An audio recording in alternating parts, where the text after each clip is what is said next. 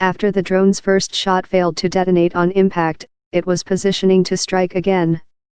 So, on June 8, in what was an unprecedented move in the U.S. air war over Syria to that point, Rankin shot it down, even as 2 Russian fighter jets watched from a distance.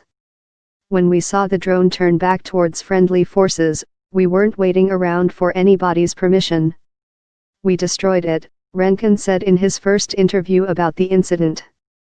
But since the decisions by Rankin and other U.S. pilots to fire at 2 drones and a Syrian fighter jet in June, there haven't been similarly provocative actions by pro-Syrian forces. U.S. officials say they seem to have delivered the message.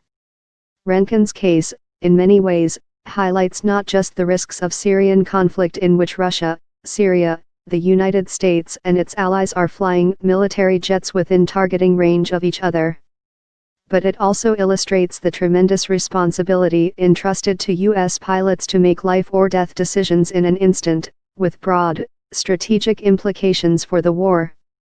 Lethal Intent Rankin, a squadron commander, developed his Air Force career in the shadow of the September 11, 2001 attacks on the United States by Al-Qaeda. He was training as a pilot when suicide hijackers flew into the World Trade Center and has since deployed over and over again to the Middle East. But Rankin acknowledges that the Syrian air war is, in his view, unique.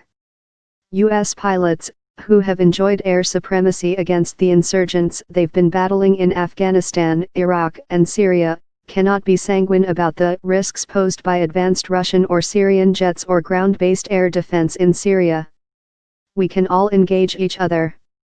So it takes a lot of discipline and studying the nuance of a circumstance to determine, was that an escalation, Rankin said. But while the U.S. military has had years to iron out how and when to engage Islamic State fighters on the ground, American pilots are still gaining experience deciphering hostile intent by other aircraft in the skies above Syria. Closer than thought. The U.S. Air Force proudly boasts that no U.S. soldier has been killed by enemy aircraft since 1953. But the drone attack threatened to change that, if accounts by 2 U.S. officials of a limited American presence in the convoy that day are correct. The U.S. military initially said the drone dropped a bomb that missed the convoy, which included fighters and their advisors. Rankin offered a slightly different account. He said the drone was actually carrying missiles. When it fired, it hit the door of one of the vehicles with ammunition that failed to detonate, he said. It was a dud round. So, very lucky, Rankin said. It was definitely intended to be a lethal shot. The criteria needed to fire the drone had been clearly met, he said.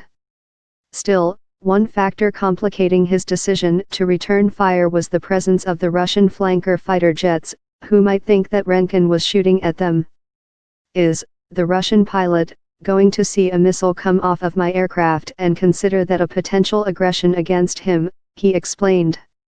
Another problem was that the drone was small enough that the missile Rankin would fire could potentially go long and inadvertently head toward the Russian jet. There was a lot of potential for escalation, he said.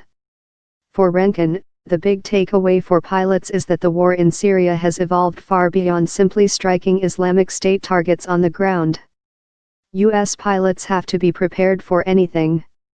What this recent event has proven is that you can take for granted that you know what the fight is going to look like, Rankin said.